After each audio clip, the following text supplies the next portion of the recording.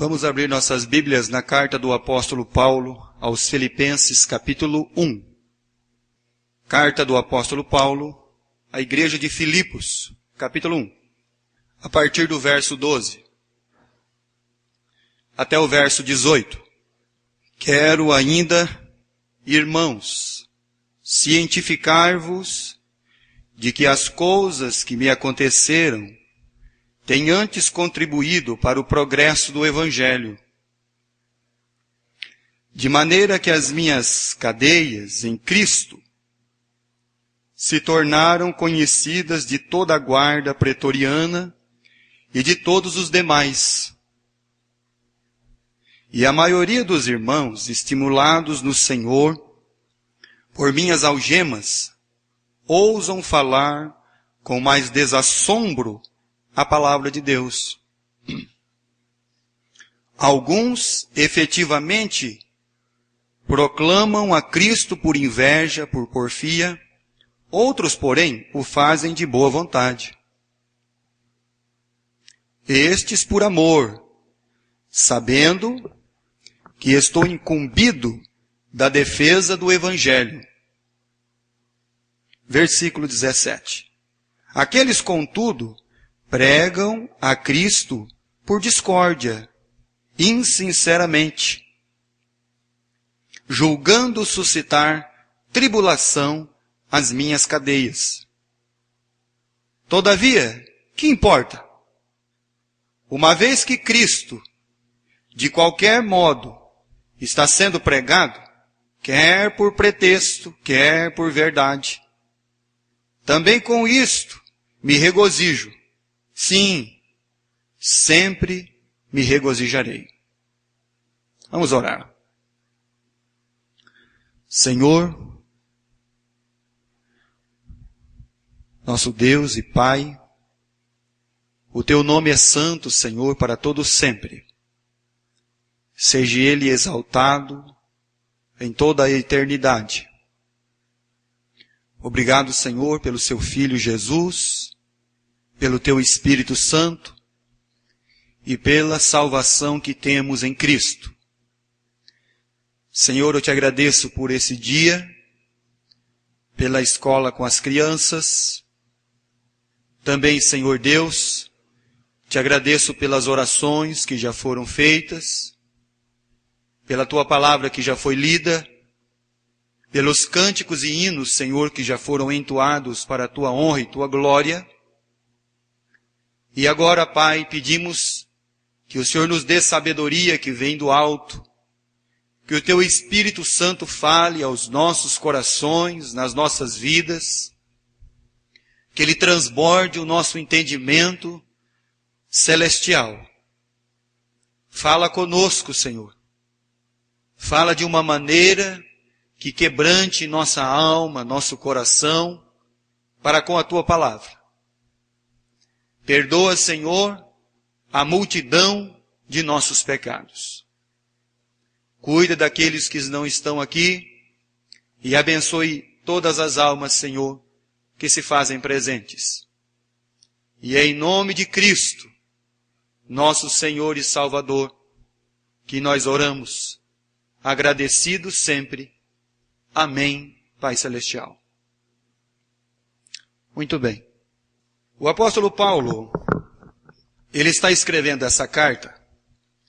Essa primeira igreja foi a igreja que ele fundou na Europa, a igreja de Filipos. Ele pretendia ir para um lugar, o Espírito de Deus o levou a outro. E ele então fundou essa igreja na cidade de Filipos, começando então a sua campanha evangelística pela Europa. Paulo, no seu tempo, não é diferente do nosso, que nós vivemos. As notícias não eram boas no tempo também do apóstolo Paulo. Tinha um império que dominava tudo, ou seja, o povo, as nações, estavam sobre um governo humano, um dos impérios mais duros que existiram sobre esse mundo. E Paulo está preso. Está atrás das grades. E no tempo dele, meus irmãos, como também no nosso, que vivemos hoje, as manchetes, as páginas dos jornais, elas são terríveis. Esses dias apareceu uma mulher que foi queimada, foi morta e queimada. Há alguns meses atrás, lá em Pompeia, eu peguei a criança dela no colo, do colo dela. Então eu peguei a filhinha dela, que estava no colo dela, para levar para a escolinha bíblica. Foi feita, há algum tempo atrás, uma pesquisa pela Gazeta sobre a credibilidade, as coisas que a população crê ou não dá crédito. Pastores e padres ficaram em terceiro lugar nessa pesquisa como pessoas em descrédito. Só perdeu para os políticos e para o militarismo. O evangelho, ele acaba caindo no descrédito pelos falsos. Por esse evangelho híbrido que tem sido anunciado para satisfazer os ouvidos e os corações daqueles que ouvem. Prega-se muito pouco a verdade, porque a verdade espanta a pessoa. Primeiro, porque a pessoa não quer fazer aquilo que a verdade manda. Segundo, que ele não está buscando esse evangelho. Então as notícias, elas não são boas. Pastores, padres, todos em descrédito. E aí você continua vendo as notícias. A pessoa não acredita mais no político, na justiça. E aí vai tendo essa sequência de descrédito. E aí você vê as notícias dos mundos aí, dos países, no nosso mundo, que estão em guerra. Milhares de pessoas morrendo, crianças morrendo, famílias sendo destruídas. As notícias não são boas. A crise está instaurada, a fome. No Rio de Janeiro, num determinado lugar chamado de São Gonçalo, é considerado o lugar mais evangelizado do país. Ou seja, uma maior concentração desse mundo que eles chamam do quê? De evangélico. E você sabe o que predomina lá? A miséria. Estão entendendo? E aí você continua ouvindo as notícias, as nações, os governos. Não é só o governo que é corrupto. Os outros também são. Você vê que hoje está em descrédito a família, o casamento, e etc, etc, etc. Então as notícias não são boas. Certo? Mas aí, o apóstolo Paulo, ele vem escrever essa carta a esses irmãos, e aí ele diz assim no versículo 12,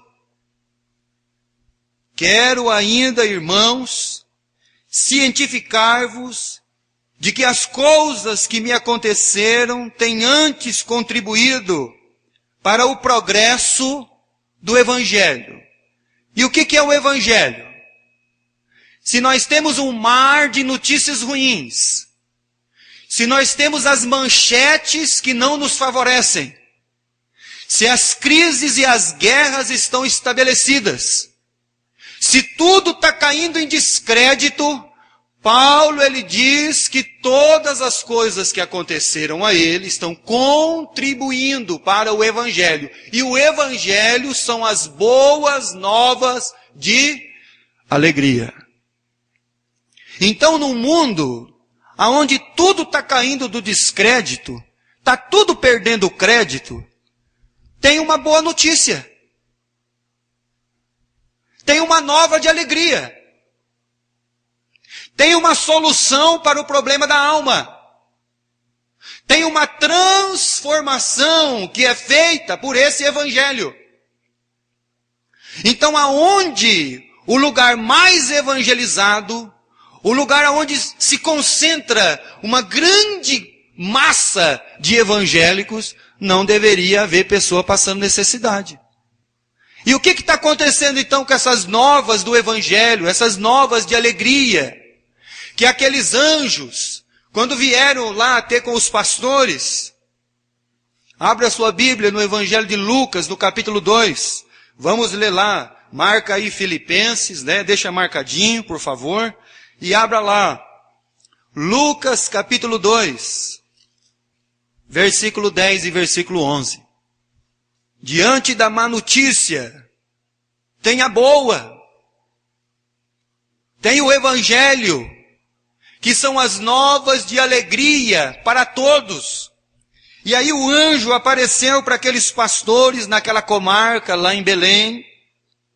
O anjo, porém, lhe disse: não temais. Olha, meus irmãos, os homens tinham medo de ouvir a notícia do anjo. Para você ver como que as coisas estavam. Eles estavam mais esperando uma notícia ruim do que uma boa. Eles ficaram com medo. Olha, não temais. Porque talvez a notícia que eles iam ouvir não seriam agradáveis aos seus ouvidos ou para a sua vida. Mas o anjo então falou: olha, não temais. Um povo que é oprimido, um povo que está sendo dominado, as notícias não são boas para eles. Então quando chega o anjo, eles se apavoram. Mas o anjo diz: olha, não temas. Versículo 10. Eis que vos trago boa nova de grande alegria, que será para todo o povo, e que hoje vos nasceu na cidade de Davi o Salvador, que é Cristo o Senhor. Então, o evangelho que Paulo mencionou lá aos irmãos de Filipos é as boas novas de alegria. Alegrai-vos do Senhor. Outra vez digo, alegrai-vos. Essas são as ordens de Paulo, aquele que está preso atrás das grades, escrevendo para esses irmãos. E de repente, irmãos, dá a impressão que aquele que está fora da grade, ele está mais abatido do que aquele que está lá dentro. E o que está lá dentro está escrevendo: olha, alegrai-vos. Tem uma boa nova do evangelho aí para transformar as vidas e os corações. Para sanar os seus problemas da sua alma. Para descansar o seu coração. Para você ficar tranquilo quanto ao seu presente e ao seu futuro. Essas são as novas de alegria do evangelho, que deveria estar sendo disseminado aos corações. Mas por causa da hipocrisia dos homens e das religiões, eles transformaram a palavra de Deus numa mina de dinheiro. Vão vender a rosa ungida, o sal ungido, o óleo ungido, o pano ungido, o lenço ungido. É por isso que está em descrédito. É por isso que quando você sai com uma pessoa, ele está falando lá da religião dele. Ele fala: ó, eu não vou lá mais, sabe por quê? Porque o cara lá que está pregando lá, ele não tem família, ele não paga imposto, não vou lá. Mas ele também não vai mais lugar nenhum. Outro dia eu ouvi isso. Então nós estamos em descrédito. Porque num mundo cheio de má notícia, nós deveríamos estar com o sorriso aberto, alegres no Senhor, dizendo: eu tenho uma boa nova de alegria para você e para sua família.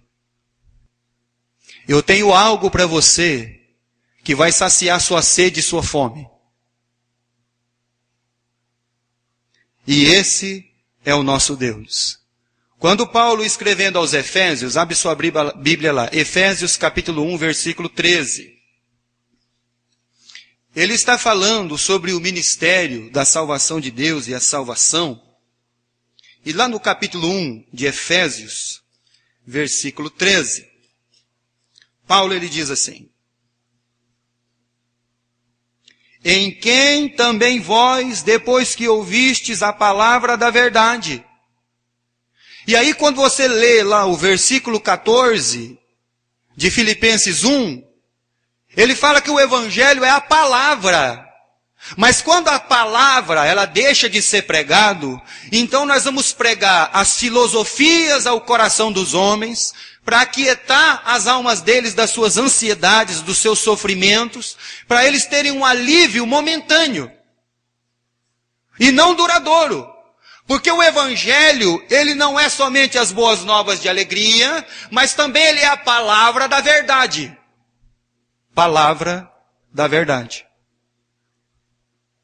E aí Paulo continua dizendo: o evangelho da vossa salvação, e tendo nele também crido, fostes selados com o Espírito Santo da promessa. Muito bem. Um evangelho de boas novas, um evangelho, meus irmãos, que é uma palavra da verdade, um evangelho que é o evangelho que veio salvar o homem dele mesmo, das suas próprias maldades. Veio salvar ele de ser um ser humano vivendo errado. De ser um ser humano vivendo fora do governo do reino de Deus. É o evangelho da salvação. É o evangelho da graça. É o evangelho que transforma. É o evangelho que salva. É ele quem muda todas as coisas na nossa vida. E aí então o apóstolo Paulo, ele vai trabalhando isso nos corações e das vidas. O que o evangelho faz numa vida? 1 Coríntios capítulo 6. O que esse evangelho de boas novas? O que esse evangelho que transforma, que salva, que é a palavra da verdade? 1 Coríntios capítulo 6, verso de número 9. Ou não sabeis que os injustos não herdarão o reino de Deus? Não vos enganeis, nem os impuros, nem os idólatras, nem os adúlteros, nem os efeminados, nem sodomitas, nem ladrões, nem avarentos, nem bêbados, nem maldizentes, nem roubadores herdarão o reino de Deus. Versículo 11. É aonde se encontra esse evangelho.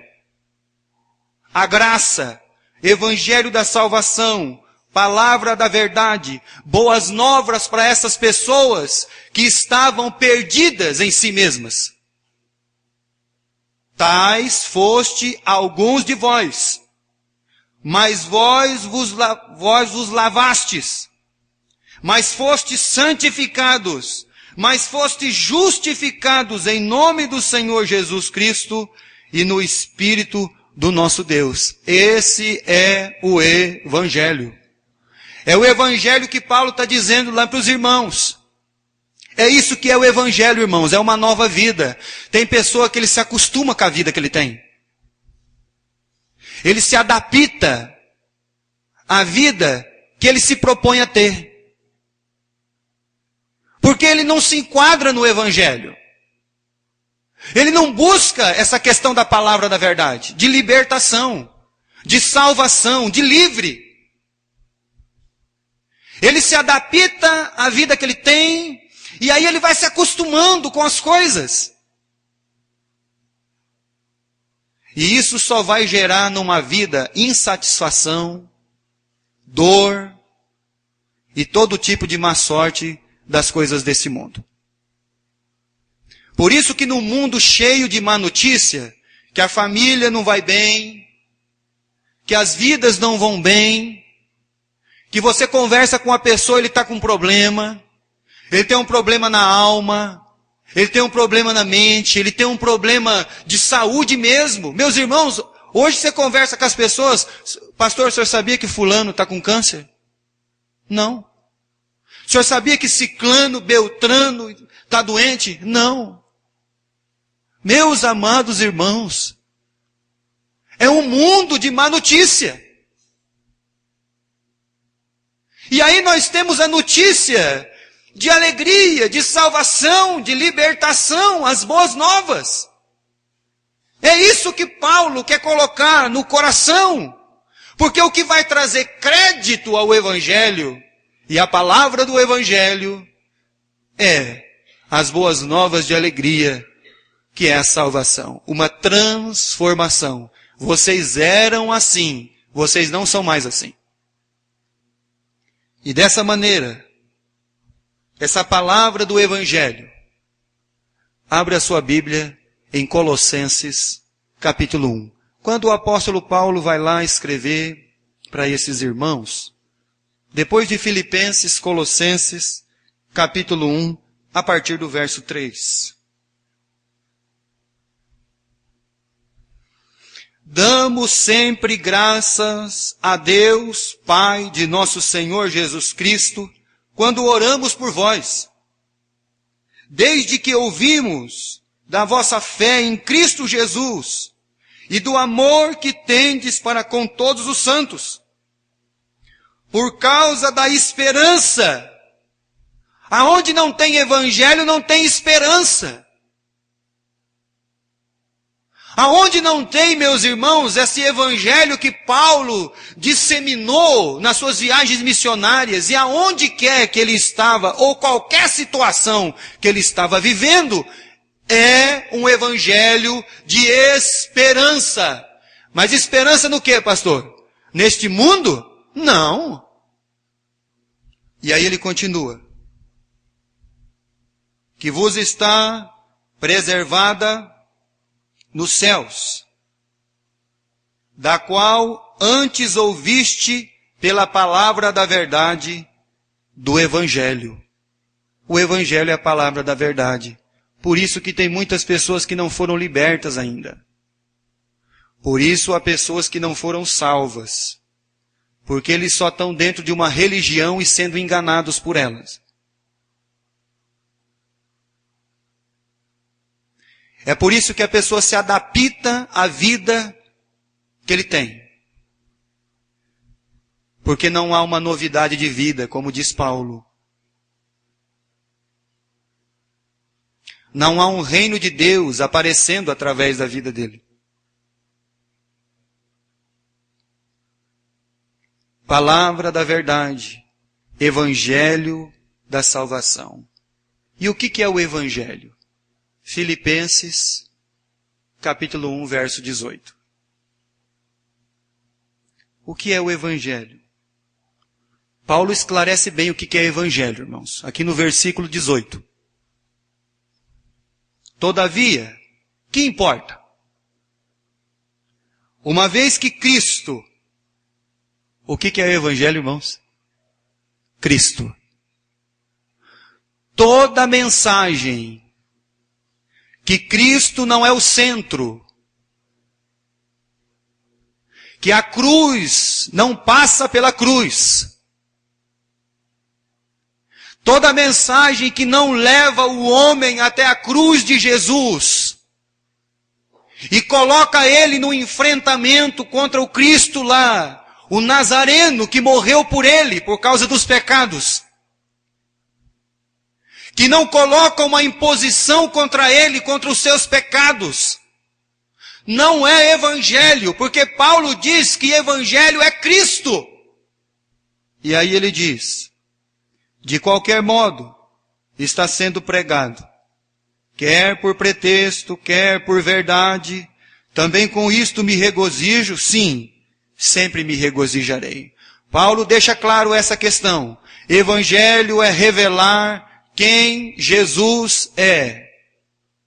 O Salvador. As boas notícias. O motivo pelo qual nós deveríamos ser alegres. Alegrai-vos sempre no Senhor, alegrai-vos no Senhor. O motivo pelo qual deveríamos ser sempre contentes. Porque são as boas novas que nós temos para transmitir para esse mundo. Um mundo perdido com falta de luz na escuridão.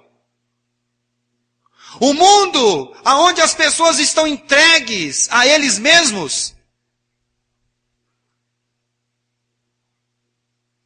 E Jesus é essa boa nova de alegria. E o Evangelho, ele revela quem é Cristo. E tem que passar por Cristo. 1 Coríntios capítulo 1. Nessa carta de 1 Coríntios capítulo 1, do verso 21 ao verso 24. 1 Coríntios capítulo 1, do verso 21 ao 24. Visto como na sabedoria de Deus, o mundo não o conheceu por sua própria sabedoria, aprove a Deus salvar aos que creem pela loucura da pregação. Porque tanto os judeus pedem sinais, como os gregos buscam sabedoria, mas nós pregamos a Cristo crucificado, escândalo para os judeus, loucura para os gentios. Mas para os que foram chamados, tanto judeus como gregos, pregamos a Cristo, poder de Deus, sabedoria de Deus. Capítulo 2, versículo 1 e 2. Eu, irmãos, quando fui ter convosco, anunciando-vos o testemunho de Deus, eu não fiz com ostentação de linguagem ou de sabedoria, porque decidi nada saber entre vós, senão a Jesus Cristo e este crucificado. A revelação do Evangelho das Boas Novas é Jesus, o Cristo e a cruz. Agora nós deveríamos fazer uma perguntinha para nós mesmos. Você já parou para pensar qual que é o propósito da sua existência?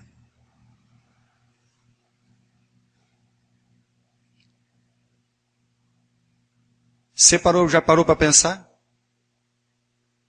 Ou você, eu vou, nasci, cresci, vou casar, vou constituir uma família. Alguns eu vou estudar na faculdade, vou pegar um diploma. Vou ter uma carreira, um bom salário.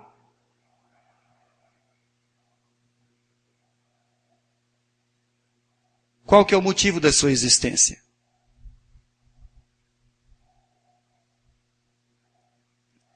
A pergunta é também, qual que é o grande projeto de Deus para a sua vida?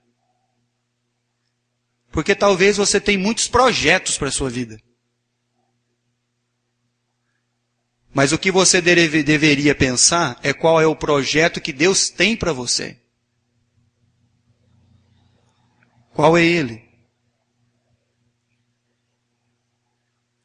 Por isso que Paulo, volta lá em Filipenses capítulo 1. Ele podia se alegrar com os sofrimentos e as tribulações da sua vida. Como assim, pastor? Ele podia se alegrar com os sofrimentos e as tribulações da sua vida. Porque ele tinha um propósito. E sabia qual é o propósito da sua existência. Versículo 12.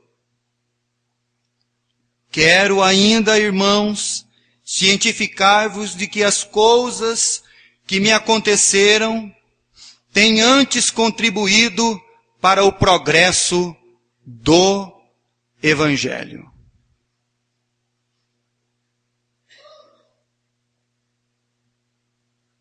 Paulo podia sofrer, desde que todos os seus sofrimentos e as suas angústias, ele transformasse aquilo e conversasse com Deus e falasse com o Pai. Pai, como que eu posso transformar todos os meus sofrimentos, as minhas angústias, as minhas carências em algo que vai contribuir para o Evangelho? Se você fizer uma pergunta, quem quer sofrer? Ninguém quer. Mas nós vamos sofrer. Nós vamos ter tribulações. Nós vamos passar pelas agruras dessa vida. Nós vamos enfrentar os nossos problemas, seja eles pessoais, interpessoais, coletivos. Vamos passar por problemas. O grande questão é: Senhor, me ajuda a transformar todos os problemas que eu enfrento de uma maneira, Senhor, para que eles possam contribuir para esse evangelho de boas novas. Para que as outras pessoas deste mundo vejam que apesar de todas as más notícias que acontecem com eles e também comigo, isso pode ser revertido a eles numa contribuição para o evangelho. É isso que Paulo está dizendo. E o que aconteceu com ele? Foi rejeitado em Jerusalém pelos apóstolos. Foi expulso de Damasco. Esquecido por 10 anos. O que mais aconteceu com ele? Escorraçado de Tessalônica. O que mais? Enxotado de Bereia. O que mais? Enfrentou as feras em Éfeso. 2 Coríntios capítulo 11. Segunda carta de Paulo aos Coríntios capítulo 11, a partir do verso 22. São hebreus? Também eu. São israelitas? Também eu. São descendentes de Abraão? Também eu. São ministros de Cristo? Falo como fora de mim. Eu ainda mais em trabalhos, muito mais. Muito mais em prisões, em açoites, sem medidas, em perigos de morte. Muitas vezes, 5 vezes recebi dos judeus uma quarentena de açoites menos 1. Fui 3 vezes fustigado com as varas. Uma vez apedrejado, em naufrágio 3 vezes. Uma noite e um dia passei na voragem no mar. Em jornadas e perigos de salteadores. Em rios, em perigos, perigos entre patrícios. Entre perigos entre os gentios, perigos na cidade, perigos no deserto, perigos no mar, perigos entre os falsos irmãos, em trabalhos e fadigas, vigílias muitas, vezes em fome e sede, em jejum, muitas vezes em frio e nudez. Além das coisas exteriores, há o que possa sofrer sobre mim diariamente, a preocupação com todas as igrejas. Fora todas as coisas que Paulo enfrentava, seja por dentro ou por fora, ele tinha uma grande preocupação com as igrejas, ou seja, com o evangelho. Então, como eu vou transformar todas as más notícias, as minhas coisas, os meus problemas, as minhas dificuldades, as minhas aflições, para que possa contribuir com o evangelho? Quando você abre o Cantor Cristão, tem uma mulher que se chama Fanny Crosby. Na 6ª semana que ela nasceu, ela ficou completamente cega. E aí ela vai escrever o hino do Cantor Cristão. 375. Vivo feliz, pois sou de Jesus, e já desfruto o gozo da luz. Vamos nós trabalhar, somos servos. Foi ela que escreveu. Sempre vencendo, muito valoroso, Cristo Jesus, o Senhor. Foi ela também. Quero estar ao pé da cruz. Foi ela também. Meu Senhor, sou teu, tua voz. Foi ela também. Então, como que eu posso transformar todas as más notícias da minha vida e contribuir para esse evangelho, para que milhões e milhões de pessoas ouçam? Como é que uma menina que em menos de 2 meses de vida se torna cega completamente escreve 4.000 músicas. E as músicas dela estão ecoando pelos séculos. E vão ecoar até a volta de Jesus.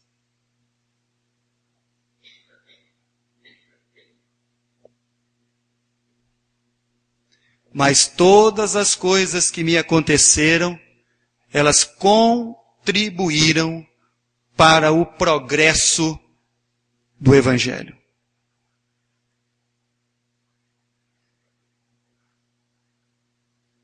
Muito bem. Sabe qual outro que ela escreveu também?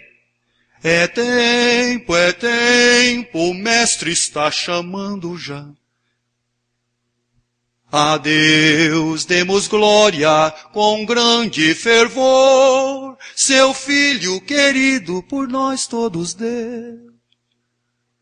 Pois é, irmãos.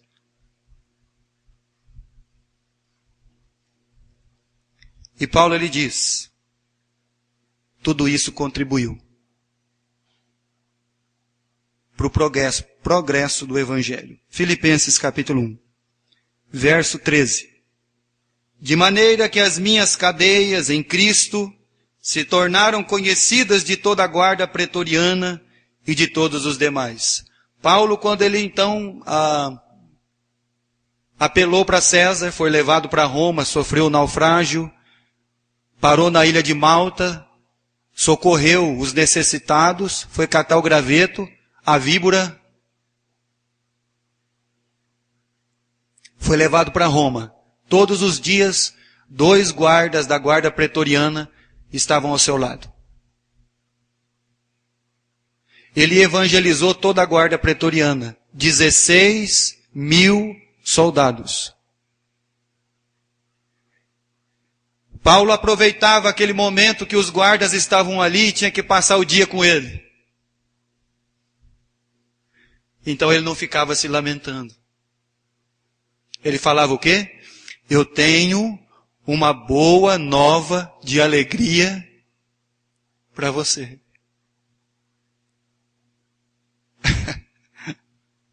Pois é. E o César achou que ele estava levando um homem algemado para dentro de Roma. Ele estava levando o próprio Evangelho de Jesus lá para dentro.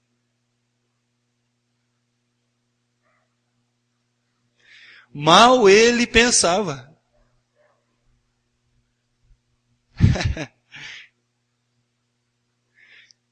Evangelize. Quando a gente fala de Charles Haddam Spurgeon, o grande pregador inglês do século XIX,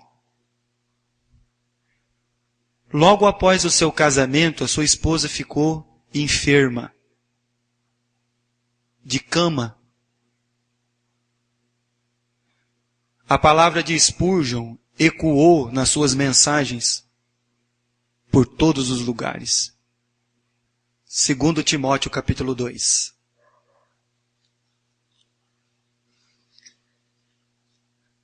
Paulo entrou algemado em Roma. Capítulo 2 de 2 Timóteo, versículo 8 e versículo 9.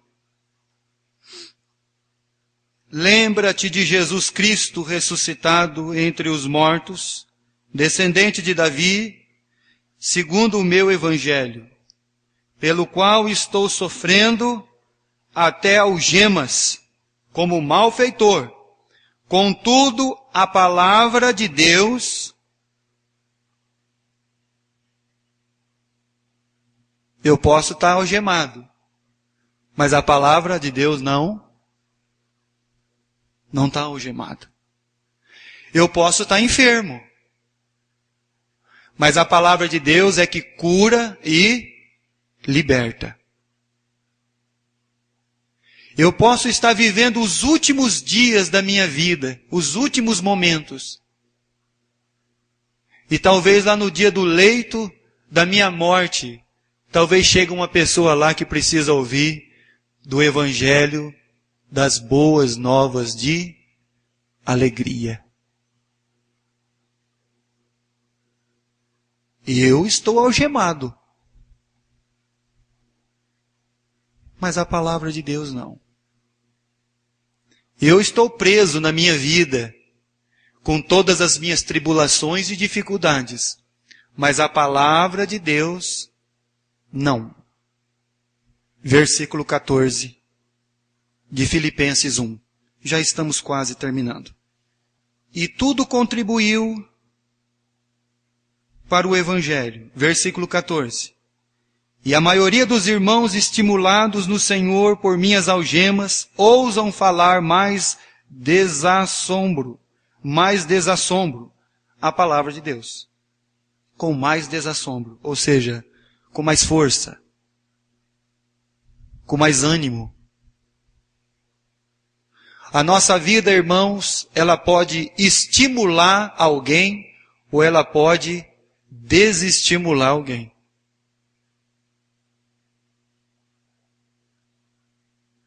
Nossa vida pode levar uma pessoa, através da palavra do Evangelho das Boas Novas, a olhar para a gente e falar assim, poxa vida, essa pessoa, ela passa por inúmeros problemas e dificuldades. Mas quando a gente olha, ela sorri e fala assim, eu quero falar para você do Evangelho da salvação. Contribuiu, estimulou o outro a trabalhar. Ele viu aquele um trabalhando, fazendo, se esforçando. Olha, se um homem desse jeito, nesse estado, ele faz as coisas, então por que a gente não está fazendo? Então por que nós estamos parados? Por que nós estamos acorrentados de pés e mãos, quando Saulo e Silas estavam acorrentados de pés e mãos? Eles estavam cantando e entoando louvores a Deus. Nós podemos estar algemados, com as nossas rinhas, com os nossos problemas, com a nossa dificuldade ali, irmãos, com as coisinhas que nós temos, mas o Evangelho não.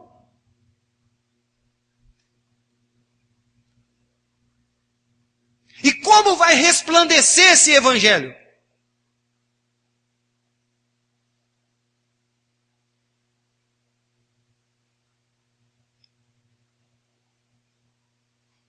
Estimulou os irmãos. Versículo 15 ao versículo 17.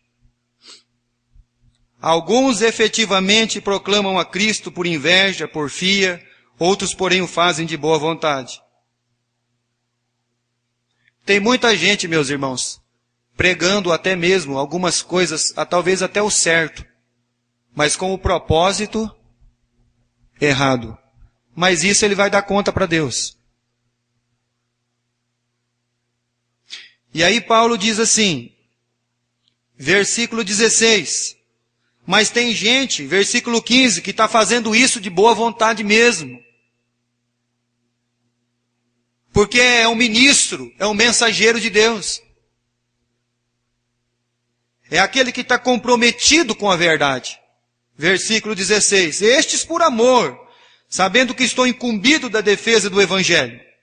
Aqueles, contudo, pregam a Cristo por discórdia, insinceramente, julgando suscitar tribulações às minhas cadeias. Esses eram aqueles que estavam dentro da própria igreja de Filipos.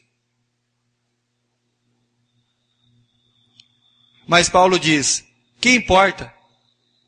Paulo não está dando aqui no versículo 18 uma ordem ao ecumenismo. Paulo não está dando aqui no versículo 18 uma abertura para você ouvir heresia. Não. Paulo está dizendo, olha, que importa? Se eles pregarem a Cristo, mesmo que pelos motivos errados, e uma pessoa for salva por isso, amém. Agora o motivo, eles vão ter que dar conta para o Pai Celestial.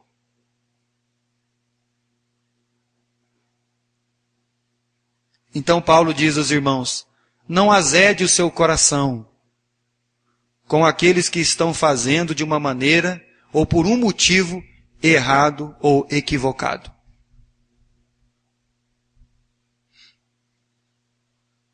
É por isso que quando ele foi levantar a oferta para as igrejas da Judéia, A Bíblia diz lá em 2 Coríntios 9, que os irmãos, eles se tornaram, olha, eles estimularam outros irmãos a fazer o mesmo.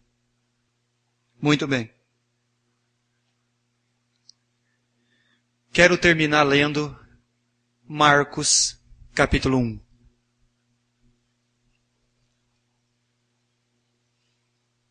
Nós temos as boas novas de alegria. A boa notícia no meio desse mar de más notícias. Marcos 1, versículo 14 e versículo 15. Depois de João ter sido preso, foi Jesus para a Galileia, pregando o Evangelho de Deus, dizendo: o tempo está cumprido e o reino de Deus está próximo. Arrependei-vos e crede no Evangelho. O Evangelho é a luz que tira a alma da escuridão. O Evangelho é a alegria para o triste. É a esperança para aquele que está sem esperança. O Evangelho é a transformação da vida, da família, para aquele que busca a palavra da verdade. Esse é o Evangelho das Boas Novas. Que apesar de Paulo estar preso, e de tudo que ele sofreu, padeceu, e ainda continuava preso, contribuiu, evangelizou, estimulou, e até mesmo aqueles que estavam pregando por birra mesmo.